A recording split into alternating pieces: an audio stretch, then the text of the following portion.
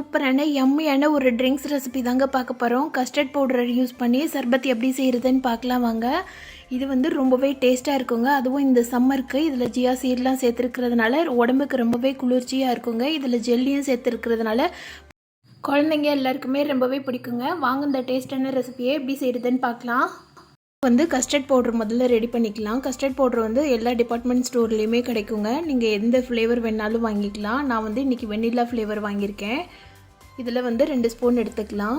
Custard powder வந்து டைரெக்டாக நம்ம வந்து எந்த பொருள் கூடயும் ஆட் பண்ணக்கூடாது. அதில் கொஞ்சமாக தண்ணியோ இல்லை பாலோ கலந்துட்டு அதுக்கப்புறமா தான் ஆட் பண்ணணும். இதை டைரெக்டாக சேர்த்தோன்னா ஒரு மாதிரி கட்டி கட்டியாக நிற்கும், கரையாது. அதனால் இதை எப்பயுமே நீங்கள் முதல்ல ரெடி பண்ணுறதுக்கு முன்னாடி தண்ணிலேயோ பால்லையோ கலந்துட்டு அதுக்கப்புறமா நீங்கள் சேர்த்துக்கோங்க. இப்போ நான் பாலில் வந்து 2 கரண்டி அளவு பால் சேர்த்துருக்கேன். பால் சேர்த்துட்டு இதை நல்லா கரைச்சி வச்சுக்கலாம் கட்டி இல்லாமல்.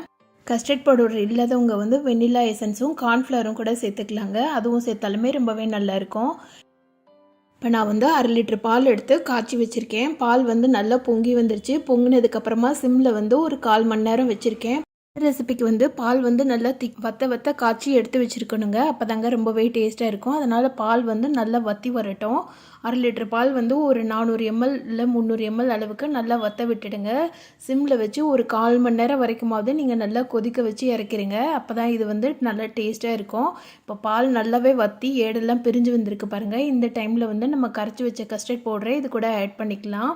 கஸ்டர்ட் பவுடரை நீங்கள் சேர்க்கும் போது கலக்கி விட்டு சேருங்க. இல்லைன்னா அந்த பவுல்லையே அடியில் கெட்டியாக நின்றுக்கும். அதனால் கலக்கி விட்டு இந்த பால் கூட மிக்ஸ் பண்ணிடுங்க. பவுடர் சேர்த்தோன்னே பால் வந்து இன்னுமே வற்ற ஆரம்பிக்குங்க.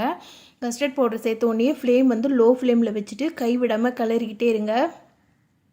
நீங்கள் கொஞ்சமாக கைவிட்டுட்டு கிளறினா கூட அது வந்து கெட்டியாக ஒரு மாதிரி திப்பியாக நிற்க ஆரம்பிச்சிரும். அதனால் கைவிடாமல் கிளறினா தான் இது வந்து எல்லா பக்கமே ஒரே ஈவனாக மிக்ஸ் ஆகி நல்ல டேஸ்ட்டாக வருங்க.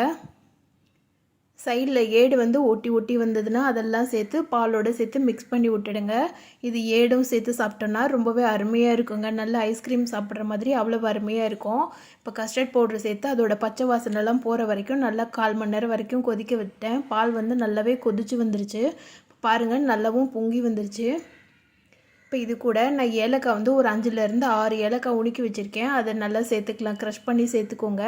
சுகர் வந்து இதுக்கு ஒரு பவுல் நான் சேர்த்துருக்கேன். சுகர் வந்து உங்களோட ஆப்ஷனல் தாங்க. உங்களுக்கு எவ்வளோ சர்க்கரை வேணுமோ அந்த அளவுக்கு நீங்கள் பாலில் சர்க்கரை போட்டுட்டு வேணும்னா எக்ஸ்ட்ராவாக கூட நீங்கள் சேர்த்துக்கோங்க. சுகர் வந்து அவங்கவுங்க டேஸ்ட்டுக்கு ஏற்ற மாதிரி சுகர் ஆட் பண்ணிக்கோங்க. இப்போ சுகர் கரையிற வரைக்கும் நல்லா கிண்டி விட்டுடலாம். இதுக்கு பாலோட பதம் வந்து 1/2 லிட்டர் பால் வந்து நல்லா சுண்டி ஒரு 1/4 லிட்டர் அளவு வர வரைக்கும் நல்லா வற்ற விட்டு எடுத்ததாங்க இதோட டேஸ்ட் அவ்வளோ அருமையாக இருக்கும். பால் வந்து நல்லா வற்றி வந்தோடனே இதை வந்து கூல் டவுன் பண்ணிடலாம். ஒரு 1/4 மணி நேரம் ஃப்ரீசரில் வச்சு எடுத்திங்கன்னா ரொம்பவே ஜில்லுன்னு ஆகிடும். இப்போ ஜியா சீடு எடுத்துக்கலாம். ஜியா சீடு இல்லை சப்ஜா சீடு எது வேணாலும் நீங்கள் எடுத்துக்கோங்க. நான் வந்து இன்றைக்கி ஜப்சா சீடு தான் எடுத்திருக்கேன். இதை வந்து ஒரு 10 நிமிஷம் ஊற வைக்கலாம். இதை தண்ணி ஊற்றிட்டு கொஞ்சமாக கிளறி விட்டுட்டு ஒரு 10 நிமிஷம் வச்சிங்கனாலே நல்லாவே ஊறி வந்துடுங்க. இது வந்து உடம்புக்கு வந்து ரொம்பவே குளிர்ச்சி தரக்கூடியதுங்க. அதுவும் இந்த சம்மரில் இந்த மாதிரி ஜியா சீடு சப்ஜா சீடுலாம் நம்ம சேர்த்து சாப்பிடும்போது உடம்புல இருக்கிற ஹீட் வந்து ரெடியூஸ் ஆகுங்க. அதுவும் இந்த பாலோடு சேர்த்து சாப்பிடும்போது குழந்தைகளுக்குமே ரொம்பவே பிடிக்கும். இது பார்க்குறதுக்கு நல்ல ஸ்லைம் மாதிரி இருக்கிறதுனால பசங்களுமே நல்லா விரும்பி சாப்பிடுவாங்க. இது ஊறுறதுக்கு ரொம்ப நேரம்லாம் ஆகாதுங்க. தண்ணி ஊற்றி ஒரு 5 நிமிஷத்துலேயே நல்லா பொதுன்னு வந்துடும். ஜவ்வரிசி எல்லாம் ஊறி வந்ததுன்னா எப்படி இருக்கும் பொதுன்னு அந்த மாதிரி நல்லா ஊறி வந்துடுங்க. பாருங்கள் நல்லா 10 நிமிஷத்துலேயே எவ்வளோ சூப்பராக அழகாக ஊறி வந்திருக்குன்னு சொல்லிட்டு இந்த மாதிரி நீங்கள் காமிச்சிங்கனாலே பசங்க இது வேணும்னு சொல்லி கேட்டு வாங்கி சாப்பிடுவாங்க. சம்மருக்கு கண்டிப்பாக எந்த ட்ரிங்க்ஸ் செய்தாலுமே அது கூட இதை சேர்த்து கொடுங்க. ரொம்பவே நல்லது உடம்புக்கு. அது மாதிரி நம்ம ஹோம்மேட் வந்து ஜெல்லி செய்து வச்சுருக்கோம். இந்த ஜெல்லி ரெசிபி எப்படி செய்கிறதுன்னு சொல்லிவிட்டு ஆல்ரெடி நான் வீடியோ போட்டிருக்கேன். இந்த ஜெல்லி ரெசிபி செய்யணும்னு நினைக்கிற ஃப்ரெண்ட்ஸ் எல்லாம் ஐகான் மேலே தரேன், அதில் போய் நீங்கள் பாருங்கள். டிஸ்கிரிப்ஷன்லேயும் நான் இதோட வீடியோவோட லிங்க் தரேன். இது வந்து ஹோம்மேட் ஜெல்லி தாங்க. இது செய்கிறது ரொம்ப நேரம் ஆகாதுங்க. 2 பொருள் மட்டும் இருந்தால் போதும். ரொம்ப ஈஸியாக குழந்தைங்க கூட செஞ்சிடலாம் அந்த ஜெல்லியை. ரொம்பவே சூப்பராக வந்தது. இந்த ஜெல்லியும் யூஸ் பண்ணி தான் நம்ம இந்த சர்பத் வந்து ரெடி பண்ண போகிறோம். அதனால் இந்த ஜெல்லி வீடியோவையும் நீங்கள் பார்த்துட்டு வந்தீங்கன்னா உங்களுக்கு ரொம்பவே யூஸ்ஃபுல்லாக இருக்குங்க. இப்போ இந்த ஜெல்லி ரெடி பண்ணி வச்சுருக்கேன் நான். இதை யூஸ் பண்ணிக்கலாம். இப்போ ஒரு சர்விங் கிளாஸில் வந்து நம்ம ஊற வச்சு எடுத்துருக்கிற ஜப்சா சீடு 2 ஸ்பூன் சேர்த்துக்கலாம்.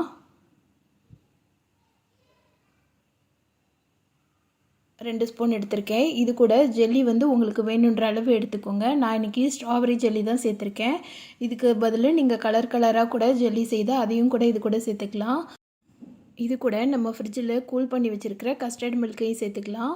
சேர்த்துக்கிட்டு மேலே வந்து கொஞ்சமாக பாதாமும் முந்திரியும் நான் க்ரஷ் பண்ணி வச்சுருக்கேன், அதையும் இது கூட சேர்த்துக்கிறேன். உங்களுக்கு வேணுன்ற அளவுக்கு நீங்கள் நட்ஸ் கூட சேர்த்துக்கலாம். நீங்கள் ட்ரை கிரேப்ஸ் கூட சேர்த்துக்கிட்டிங்கன்னா ரொம்பவே நல்லா இருக்குங்க. இது செய்கிறதுமே ரொம்ப ரொம்ப ஈஸிங்க.